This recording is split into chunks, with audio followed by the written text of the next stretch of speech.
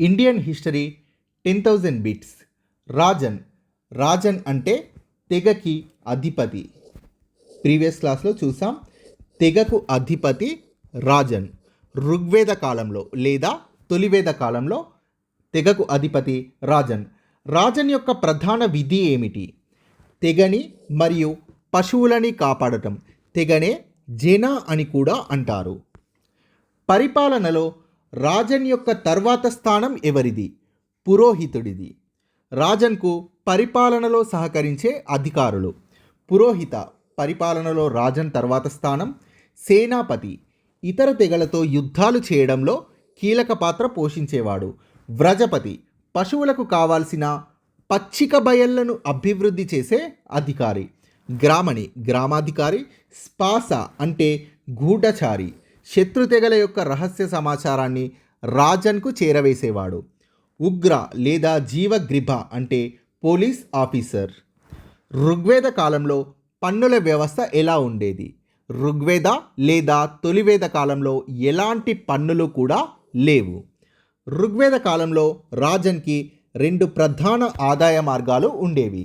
ఒకటి యుద్ధాల్లో జయించిన సంపద అయితే రెండవది ప్రజలు స్వచ్ఛందంగా రాజన్కిచ్చే విరాళం. దీన్నే బలి అని అనేవారు. రాజును బలిహర్త అని పిలిచేవారు. సో ఋగ్వేద కాలంలో బలిహర్త అని రాజన్ని పిలిచేవారు. ఋగ్వేద కాలంలో గోవుల కోసం జరిగిన యుద్ధాలని ఏమని పిలిచారు? గోవుల కోసం జరిగిన యుద్ధాలని గవిష్తి అని పిలిచేవారు. ఋగ్వేద కాలంలో జరిగిన యుద్ధాల్లో అత్యంత ప్రముఖమైన యుద్ధం ఏమిటి? దశరగ్న యుద్ధం లేదా battle of the 10 Kings. Battle of the 10 Kings. దీన్నే దశరాజుల యుద్ధం అని కూడా అంటారు. దశరగ్న యుద్ధం లేదా బ్యాటిల్ ఆఫ్ ద 10 కింగ్స్ అనేది చాలా ఇంపార్టెంట్ యుద్ధం. సరే చూద్దాం. ఈ యుద్ధం అనేది రావి నది ఒడ్డున జరిగింది. రావి నదిని వేదకాలంలో పరుష్ణి అని పిలిచేవారు. పరుష్ణి నది అని పిలిచేవారు. భరత తెగకు చెందిన రాజన్. రాజన్ అంటే తెగకు అధిపతి. భరత తెగకు చెందిన రాజన్ సుదామ లేదా సుదాస అని కూడా అంటారు. 10 తెగల కూటమిని రాజన్ సుదాస. భరత తెగకు చెందిన రాజన్ సుదాస 10 తెగల కూటమిని ఓడించాడు. ఈ కూటమికి అంటే ఈ 10 తెగల కూటమికి పురు తెగకి చెందిన రాజన్ పురుకుత్స నాయకత్వం వహించాడు. ఈ దశరాజుల యుద్ధంలో భరత తెగకు పురోహితుడైన వశిష్ఠ మరియు పురు తెగకు పురోహితుడైన విశ్వామిత్ర కీలక పాత్ర పోషించారు. సో ఈ యుద్ధం ముగిసిన తర్వాత కాలంలో భరత మరియు పురు తెగల మధ్య వైవాహిక సంబంధాలు ఏర్పడి కురు అనే నూతన తెగ ఏర్పడింది.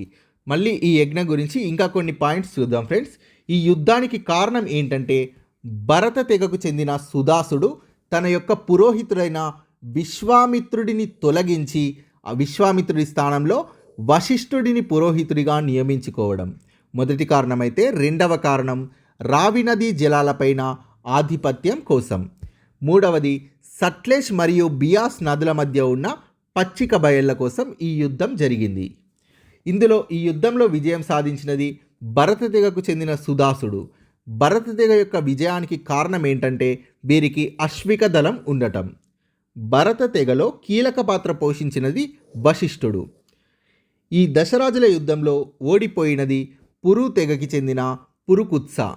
పురు తెగలో 10 మంది రాజుల కూటమి ఏర్పడింది. ఈ 10 మంది రాజుల్లో 5 ఆర్యులు కాగా మిగతా 5 అనార్యులు అంటే ఆర్యులు కానివారు.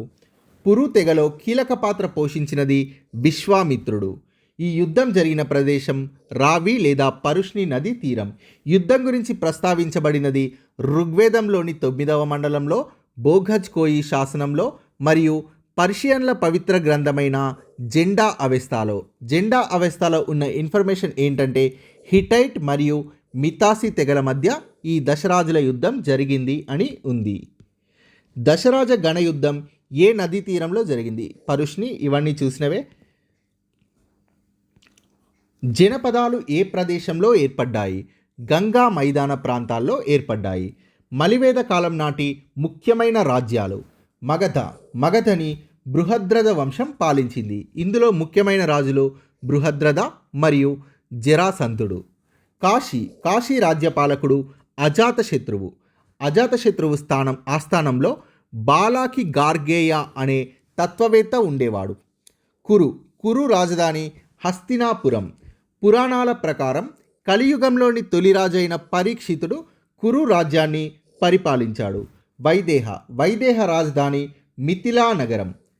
వైదేహ పాలకుడు జనకుడు, సీత యొక్క తండ్రి. క్రీస్తుపూర్వం 8వ శతాబ్దం.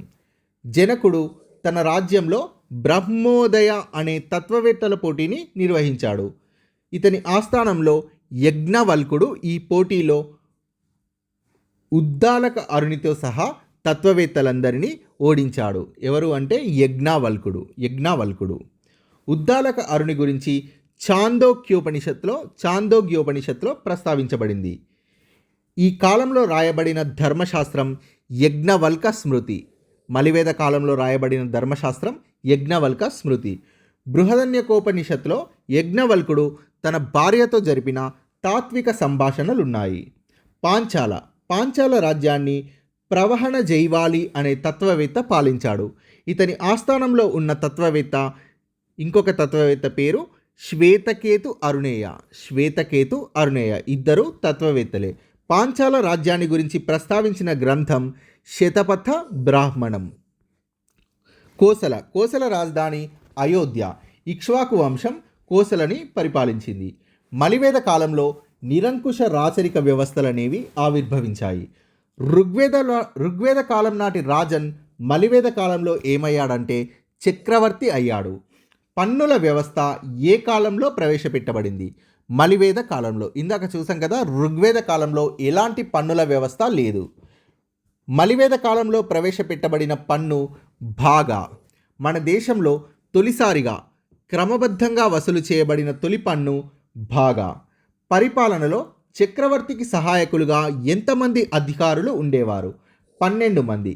పరిపాలనలో చక్రవర్తికి సహాయకులుగా ఉండే 12 మంది అధికారులను ఏమని అంటారు? ద్వాదశ రత్నిన్ అని అనేవారు. ముఖ్యమైన అధికారులను చూద్దాం. పురోహిత అంటే మతాధికారి, సేనాపతి సైన్యాధికారి, గ్రామాధికారి, సూత రథసారథి. ఇది గుర్తుపెట్టుకోండి, సూత రథసారథి. బాగదుగా పన్నులు వసూలు చేసే అధికారి, సంగ్రహిత్రి కోశాధికారి, స్థపతి గవర్నర్ లేదా న్యాయమూర్తి, పురపతి కోటలు లేదా నగరాలకు రక్షకుడు, సంధి నిగ్రహ విదేశీ వ్యవహారాల పర్యవేక్షణ అధికారి, వక్క భూమిక రాజు యొక్క గోశాలలను పర్యవేక్షించే అధికారి. ఈ సూత అంటే రథసారథి అనేది ఎందుకు గుర్తుపెట్టుకోమన్నానంటే, ఇప్పుడు శతపథ బ్రాహ్మణం అనేది సూత మరియు గ్రామణిని రాజకార్తె అని ప్రస్తావిస్తుంది. శతపథ బ్రాహ్మణం సూత మరియు గ్రామణిని రాజకార్తె అని ప్రస్తావిస్తుంది. రాజకార్తె అంటే రాజుని నిర్ణయించేవారు అని అర్థం. ఋగ్వేద కాలంలో ఎంతమంది దేవతల గురించి ప్రస్తావించబడింది? 33 మంది. ఋగ్వేద కాలంలో ఆర్యులు ప్రకృతికి మానవ రూపాన్నిచ్చి మరియు దైవత్వాన్ని ఆపాదించి పూజించారు. ఆర్యులు విధ్వంసాన్ని సృష్టించే ఉగ్ర ప్రకృతి శక్తులకు పురుష రూపాన్ని మరియు అందంగా ప్రశాంతంగా ఉన్న ప్రకృతి శక్తులకు స్త్రీ రూపాన్నిచ్చి పూజించారు. ఆర్యులు ప్రార్థనలు మరియు నైవేద్యంతో తమ దేవతలను ఆరాధించారు. సోమ అనే మొక్క నుండి తయారు చేసిన సోమపానీయాన్ని దేవతలకు నైవేద్యంగా పెట్టారు. యుద్ధాల్లో విజయాల కోసం, సంతానం కోసం మరియు పశువుల కోసం మాత్రమే దేవతలను ఆరాధించారు. ఋగ్వేదంలోని ప్రధాన దేవుళ్ళు: ఇంద్రుడు వాతావరణ దైవం, యుద్ధ దేవత, స్వర్గానికి అధిపతి. ఇంద్రుడి ఆయుధం వజ్రాయుధం, వాహనం ఐరావతం. ఇంద్రుడి భార్య శచీదేవి, ఈమె శక్తికి ప్రతిరూపం. యుద్ధాల్లో విజయాల కోసం ఆర్యులు ఇంద్రుని పూజించారు. ఋగ్వేదంలోని 1028 శ్లోకాల్లో 250 శ్లోకాలు ఇంద్రునివే. ఇంద్రుడి యొక్క బిరుదులు: పురంధర అంటే పురాలను ధ్వంసం చేసేవాడు, జితేంద్ర విజయాలను సాధించేవాడు, శతక్రతు అతీతమైన 100 శక్తులను కలవాడు, సోమప అప్సుజిత్ రతేష అంటే రథాన్ని నడిపేవాడు, మాఘవన్ మరియు వృత్రాహం అనేవి ఇంద్రుని యొక్క బిరుదులు. అగ్ని దేవతలకు పురోహితునిగా అగ్నిని ఆరాధించేవారు. హవ్యవాహనుడు అని అగ్నిని అనేవారు. ఋగ్వేదంలోని 200 శ్లోకాలు అగ్నికి అంకితం ఇవ్వబడ్డాయి. అగ్నిదేవుడు 1000 ద్వారాలు కలిగిన భవంతిలో నివసిస్తాడు. తన పాశంతో పాపులను శిక్షిస్తాడు. వరుణ, ప్రకృతిని నియంత్రించే దేవుడు వరుణుడు. వరుణ దేవుడిని విశ్వానికి చక్రవర్తిగా ఆర్యులు భావించారు. సూర్య చంద్రులను నియంత్రించి ఋతువుల క్రమాన్ని నిర్దేశించి వర్షాలను కురిపించేవాడు. ఋగ్వేదంలోని 20 శ్లోకాల్లో వరుణదేవుడిని కీర్తించారు. వరుణదేవుడు 1000 స్తంభాలు మరియు 1000 ద్వారాలు కలిగిన భవంతిలో నివసిస్తాడు. తన పాశంతో పాపులను శిక్షిస్తాడు. వరుణదేవుని యొక్క బిరుదులు రిత మరియు అసురమర్థన. త్వస్త్రి, అగ్నిపర్వతాలను త్వస్త్రిగా పూజించారు. మారుత్ అంటే పిడుగులను మారుత్గా పూజించారు. అశ్విన్, ఔషధపు మొక్కలను అశ్విన్ దేవతలుగా పూజించారు.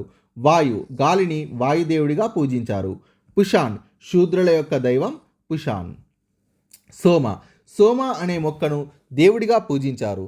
ఋగ్వేదంలోని 9వ మండలంలో ఉన్న 114 శ్లోకాలతో సహా మొత్తం 120 శ్లోకాలు సోమదేవుడికి అంకితం ఇవ్వబడ్డాయి. ఋగ్వేదంలోని దేవతలు, ఇందాక దేవులను చూసాం, ఇప్పుడు దేవతలు. ఉషస్, ఉషోదయంను దేవతగా పూజించారు, ఉషస్ దేవతగా. అదితి అంటే భూమాత. అరణ్యయని, అరణ్యాలను దేవతగా పూజించారు. సావిత్రి, వెలుగు లేదా కాంతిని సావిత్రి దేవతగా పూజించారు. ఋగ్వేదంలోని గాయత్రి మంత్రం సావిత్రి దేవత యొక్క ప్రార్థన. చూస్తే ఉగ్రరూపం ఉన్న వాళ్ళని దేవుళ్ళుగా మరియు శాంతంగా ఉన్నవారిని దేవతలుగా పూజించారు. స్వభావాన్ని బట్టి ఇంద్రుడికి సహాయకుడిగా ఎవరిని పూజించేవారు? మారుట్స్ని. మలివేద కాలంలో 33 మంది ప్రకృతి దేవతల స్థానంలో ఆవిర్భవించినది త్రిమూర్తులు. త్రిమూర్తులు బ్రహ్మ లేదా ప్రజాపతి అంటే సృష్టికర్త, విష్ణువు లోకరక్షకుడు మరియు స్థితికారుడు, రుద్ర అంటే చెడుని నాశనం చేసేవాడు మరియు లయకారుడు.